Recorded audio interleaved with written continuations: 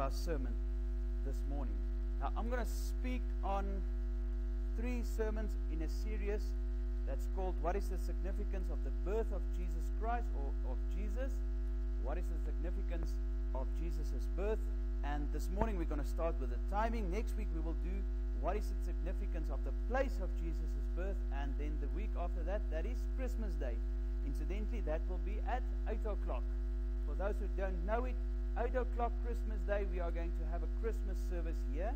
Then we're going to speak on what is the significance of the purpose of Jesus' birth. So to get a question, to answer this question, I'm going to read the sermon or the serious text we're going to read first. That we find in Luke 2 from verse 1 to 7. It says, and you can read with me, I'm going to read from the King James Version this morning. It says, and it came to pass in those days that there went out a decree from Caesar Augustus. Now he was related to Julius Caesar. Julius Caesar was his uncle. That all the world should be taxed. And this taxing was first made when Cyrenius was governor of Syria. And all went to be taxed, every one into his own city. And Joseph also went up from Galilee, out of the city of Nazareth, into Judea, unto the city of David, which is called Bethlehem, because he was of the house and lineage of David, to be taxed with Mary, his espoused wife, being great with child. And so it was that while they were there, the days were accomplished that she should be delivered. And she brought forth her firstborn son and wrapped him in swaddling clothes, and laid him in a manger, because there was no room for them in the inn. That is our series scripture this morning. Our sermon scripture this morning can be found in Galatians 4 verses 4 to 5, also King James Version. It says, but when the fullness of the time was come, God sent forth his Son, made of a woman, made under the law, to redeem them that were under the law, that we might receive the adoption of sons. Let us pray together. Our Heavenly Father, what a privilege again it is to come into your kingdom, Lord, to sit at your throne, at the feet of your throne, and listen to your word this morning. I ask that you will give us this message to each and every one that's sitting here, that you will instill in their hearts the willingness to listen, Lord, to take this in and to take this message and to do something with this message, not to just let it fall on soil where the birds will pick it up, but that it will grow in their hearts this morning. I ask that you will use me this morning, Lord, that you will speak through me, that your Holy Spirit will really take over, and that your glory will be emanating in this place with power and authority. I ask in the name of Jesus Christ. Amen. Just for those who are interested, Uncle Kobus is doing well. In fact, like Anik said to me, he's doing so well that he's not listening to his doctor, and he's up on his feet.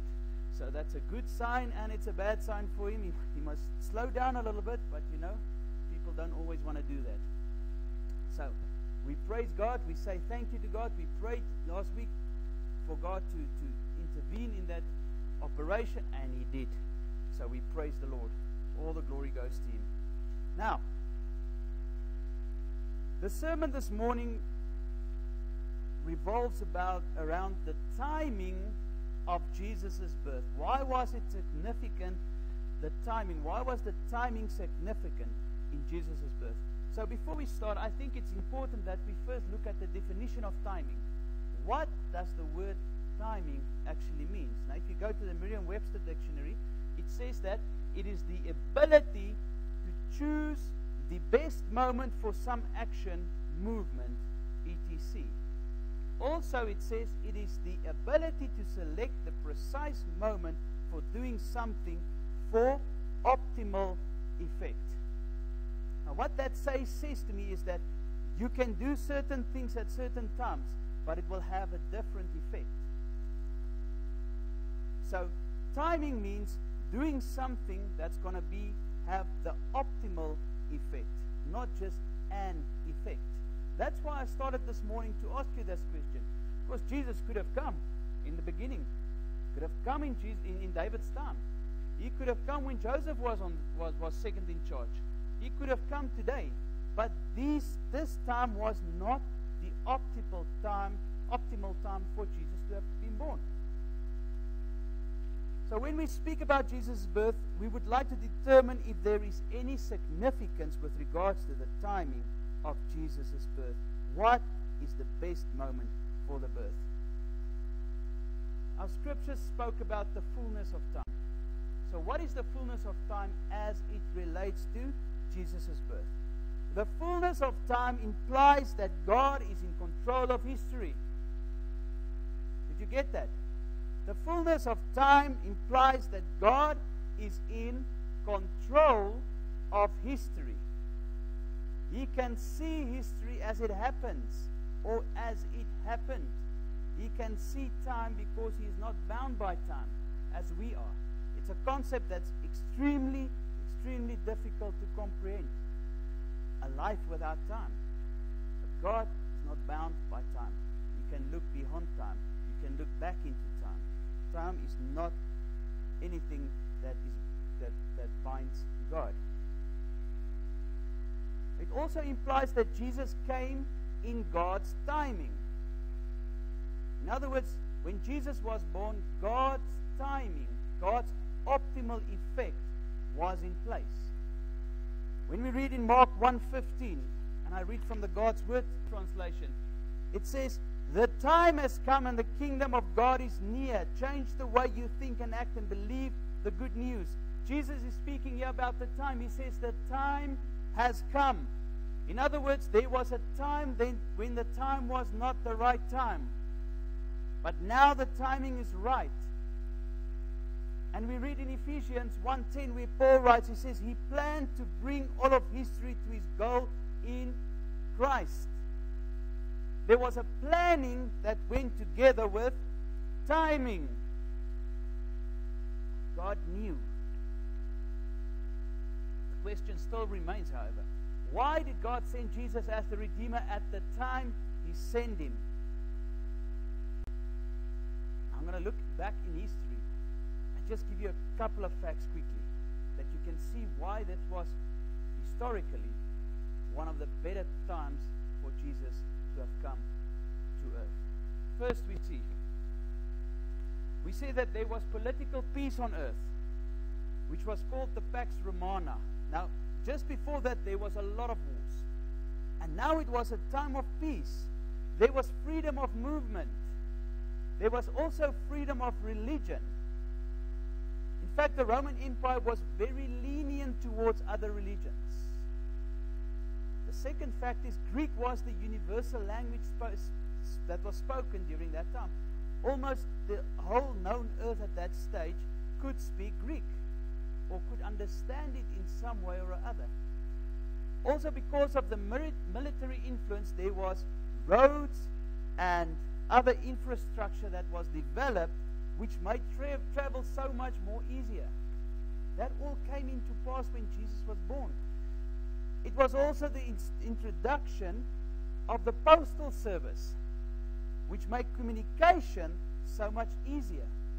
And there was a religious and moral searching of the Mediterranean world for the true God and for fellowship with him. Those were some of the reasons. Now, you must take into consideration that the Jews were waiting for a Messiah. And they thought at that stage the Messiah was only going to come for them, to save them. And so they withheld a lot of these prophecies and information to the Gentiles of that time. The Gentiles actually knew about this. A lot of them knew about these prophecies, which the Jews didn't know that they knew. And the Gentiles were also waiting for a Messiah, for somebody to deliver them.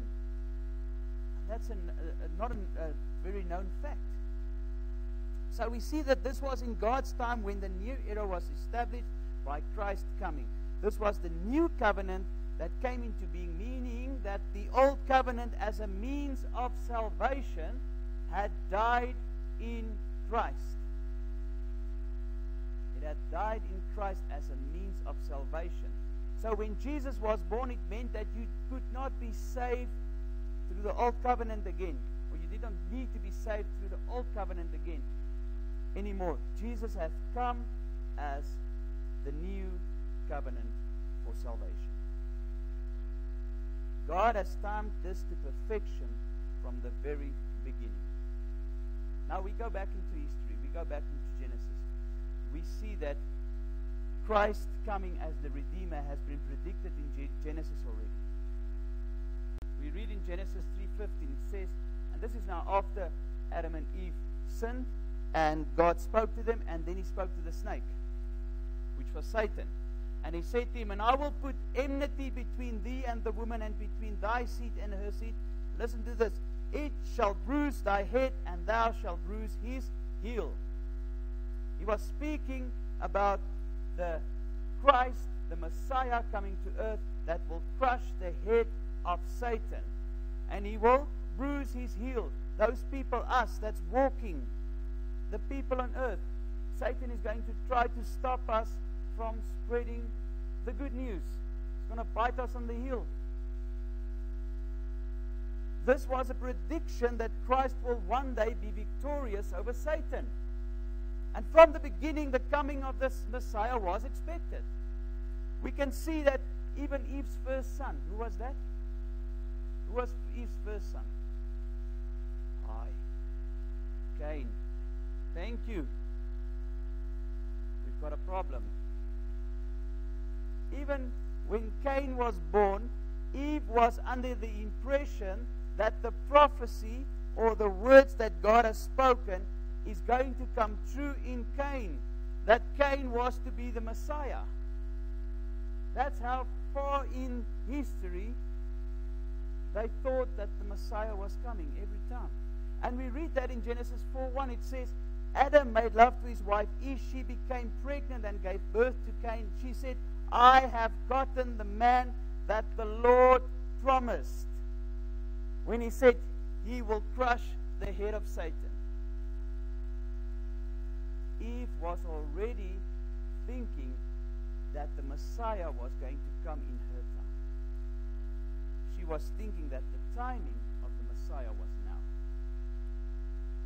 But of course he wasn't. And so for thousands of years, people were waiting for the coming of the Messiah. They were prophesying that the Messiah was going to come. But God was waiting for the fullness of time. He was only going to send his son when it would have an optimal effect for us all. And also, as we all know, God's timing was spot on. Today we can sit back, we can look back and see that that was in fact the optimal time for Christ to have been born and to be sent on earth. Christianity grew to be the biggest religion on this earth because it was the optimal time for Christ to have come to earth. I believe strongly that if Christ Jesus only came today, it would have not have a big effect on this earth. I believe it totally, because the timing is not right. We laugh at other religions. People look at Christianity today as if it's another sect. People don't know.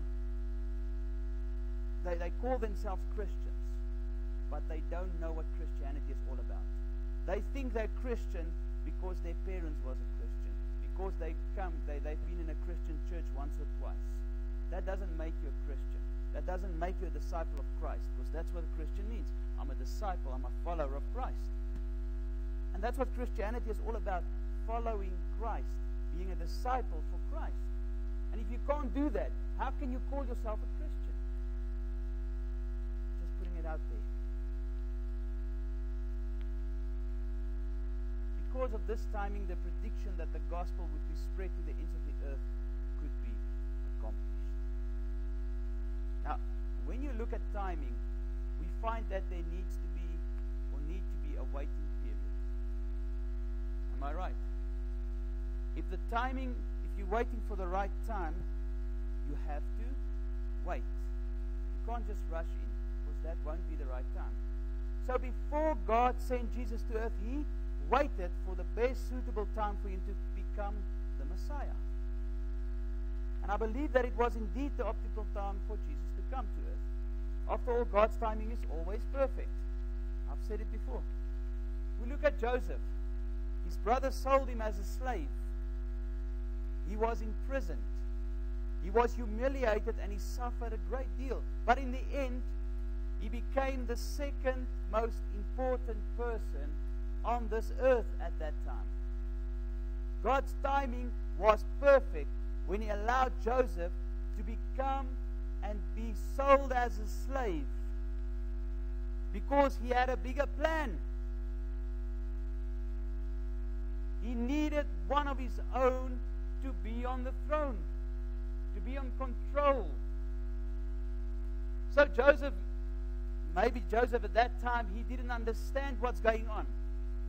What is God doing here? He might have thought that the timing isn't right for this. He's not supposed to be a slave. But God had a better plan, because God's time is perfect. We look at Esther. I had to put Esther in because of the ladies. We look at Esther. No, Esther was a great, great, great person. God made sure that she was in the palace. God made sure that the king saw her beauty and he took her in.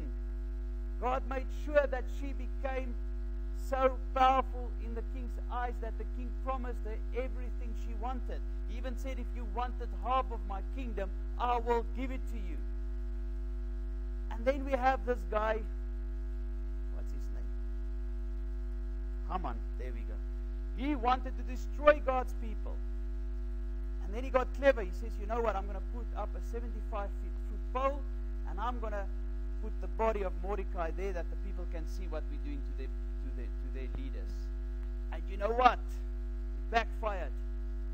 Because Esther was with God, with the king in the throne room. And what happened to Haman?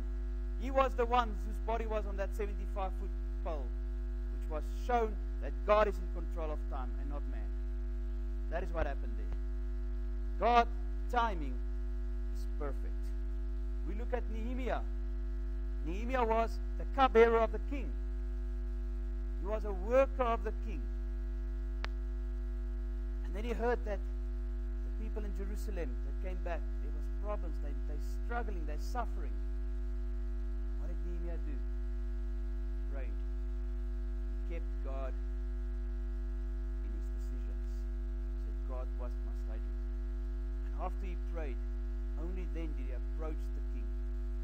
And the king did not only allow him to go and restore the walls of Jerusalem, he actually aided him. He gave him things to rebuild that wall, to keep him safe. That is what God's timing does. That's the important thing here in Nehemiah that we can learn. That before we make a decision of what time or what we're going to do at what time, we need to get on our knees and we need to pray and get God's decision on that. Because God knows better than we know. God knows what's at the other side of the door. When you open that door, before you open that door, you don't know what's on the other side of that door. But God knows. So why don't you just go on your knees and just say, God, can I go through that door, yes or no? And when God says no, don't go and push that door open because you think you know better. You don't. God knows everything. And you know what's the nice thing about this? When God closes one door, He's going to open a better door for you.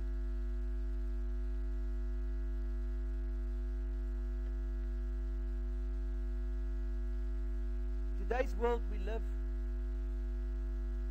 on fast everything. Everything should be fast. We want fast food. We want speed mail. We want overnight delivery. Everything in the shops are instant. Instant coffee, instant tea, instant veggies, instant meat, instant everything. I mean, I remember the time my grandfather never ever drank tea in a tea bag. It had to be the tea that you put on the stove and you let it boil in that stove. That's the only tea he drank. And then you had a little sift that you put on your cup and then you threw it in there. He didn't like these instant things. He wanted the real thing. But our generation, we just want instant everything. It makes me think of a guy that lived in a very poor country. Now, he had no idea what anything instant was. He had to grow his own veggies. He had to clean his own veggies. He had to cook his own veggies. Now you get even cooked veggies. Don't even just warm it up in the microwave. He had to do all that things. And when he wanted meat, he had to go and hunt his own meat. He had to slaughter his own meat. He has to take out everything, cut it in pieces, and then only could he have his own meat and eat the meat that he got. There was nothing instant in where he lived. So one day, a guy came to his village and he said to him, "You know what? I'm going to take you to my country, America." This guy got to America on the plane, and he walked into the shop, and he looked at all this stuff. Instant this, instant this. He took him to a butchery. He couldn't believe all the meat. Took him to a veggie shop. Couldn't believe that he can just pick it out.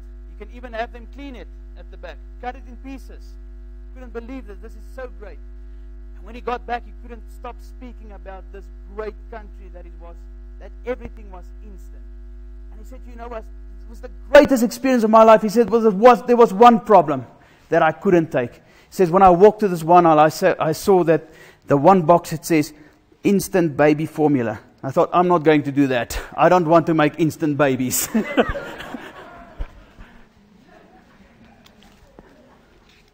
Everything is in a tin today. Everything is instant. We do not want to wait for anything. And the thing is, none of us like to wait in a line. Particularly myself, I hate standing in a line waiting for something. Because I don't like to wait. But sometimes we have to wait on God's perfect timing. Sometimes we have to sit back and say, "God, not my will, but your will be done." Only then can God's perfect timing be realized in your life. What does it mean to us today?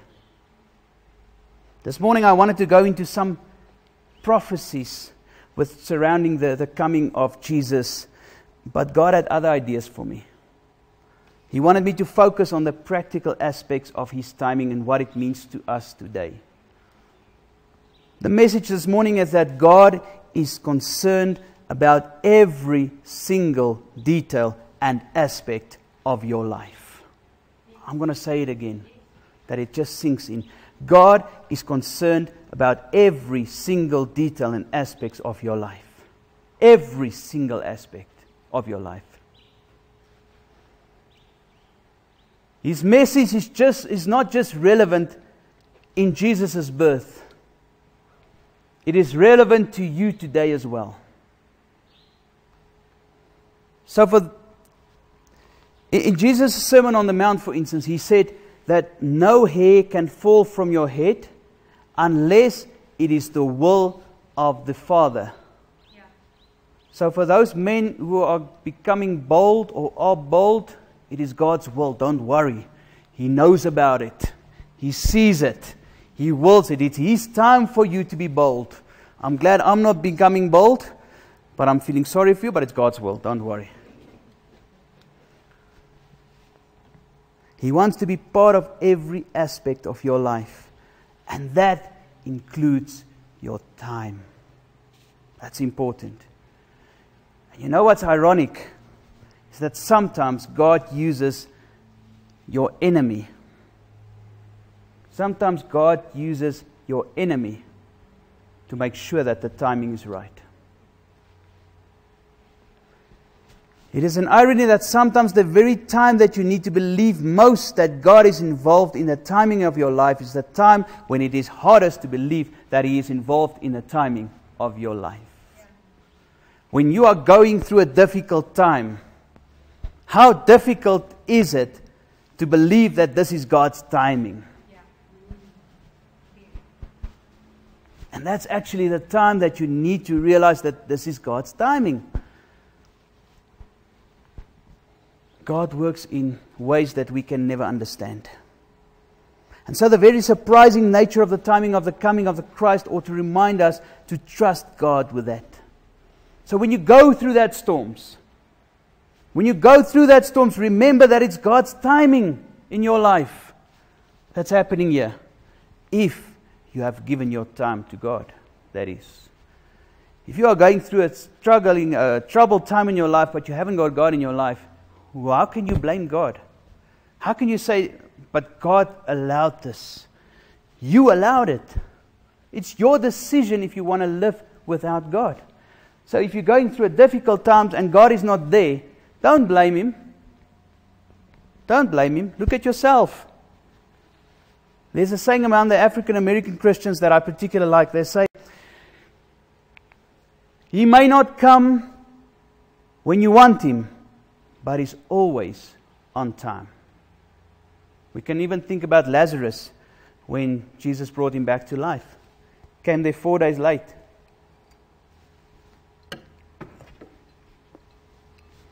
When you go through troubled times, you might think that God is not there, that He's late. But let me tell you this morning, God is always, always, always on time. His time is perfect. God was involved in every detail in Jesus' birth. And in that same way, He is involved in every detail in your life. And like I said, sometimes God uses your enemies to make sure that His timing is perfect. He used the Roman emperor, whose uncle was Julius Caesar, to make sure that a census is called on, so that the prophecies can be fulfilled for Jesus to be born in Bethlehem. Yeah. And the same in our lives. Sometimes God uses your enemy to make sure that His timing is perfect. Just as much care as God placed upon the timing of the birth of Jesus, that same amount of care God places in the timing of your life. You just need to submit to His timing. You just need to ensure that you give Him all your time. But I know from first-hand experience that it's not always easy. There may be details in your life right now that are challenging you in terms of trusting God, in trusting God's timing. But I have some good news for you this morning. All of God's people in all the ages could stand with you this morning and say, we get it. It was the same with us. Everybody in all the ages went through that. I get it. It was the same with us. We also went through difficult times. We couldn't understand God's timing. But one thing that none of those people in all the ages would ever tell you is that I trusted God and He let me down. If you trust in God, He will never ever let you down. That means putting all your trust in Him. I'm not saying you're going to get everything you want. I'm saying you're going to get everything God wants to give you in His time.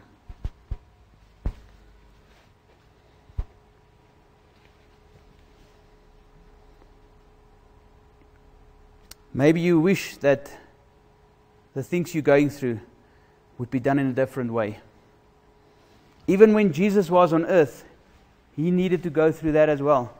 He said at one stage, He prayed to His Father, He says, let this cup pass by me. He says, but not my will, your will be done. Jesus Himself knew exactly what He was going to go through. And He thought, this is too massive to go through.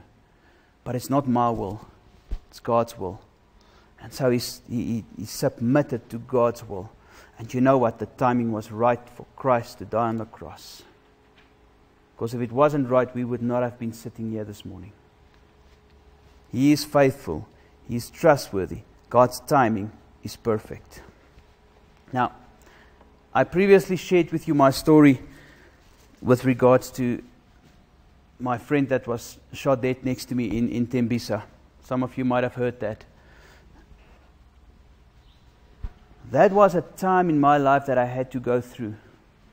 It wasn't a time that I would have chosen for myself or for anybody to go through, that I can tell you.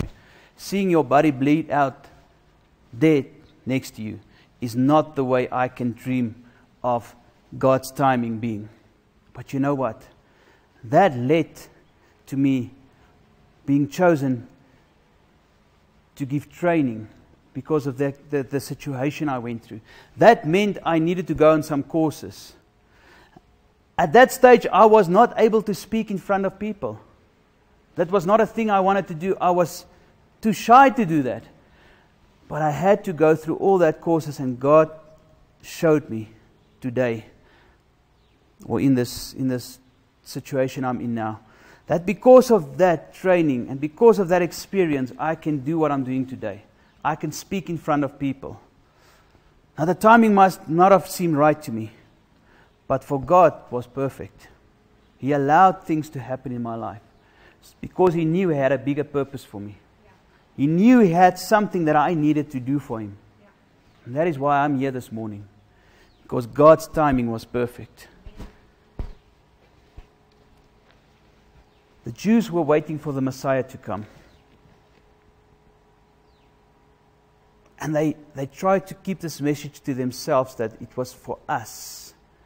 And in fact, maybe the history showed that it was the Messiah was coming for the Jews. But He was also coming for the Gentiles, for us. He was coming for us. And that was the message that God wanted to spread in those times. He wanted to spread the message that He's coming for everyone. Jews, Gentiles, everyone was included in that message. He wanted the world to know that the Redeemer was coming to save all of mankind. And then the Redeemer came. Today we are waiting for the second coming of Jesus Christ. We are waiting for Christ to come again. And sometimes it seems as if the church has fallen back into their past ways. And they believe that the Messiah is only coming again for themselves and not for the world. They sit in church every Sunday hearing the message, feeling nice goosebumps, saying this is where we need to be. But they forget that there was a message of hope that they need to spread in the world. That Jesus is coming again. He's coming again. The time is almost there. God's timing is perfect, and He's going to give them, He's going to come back to them. The question this morning is, are you spreading the good news to others? Are you telling them about the good news wherever you go? Are you telling them that Jesus is coming again? Are you telling them that God's timing is perfect but ours are not? Are you telling them that God's time is forever, but we do not have forever to make a decision whether or not we accept Jesus Christ as our Savior?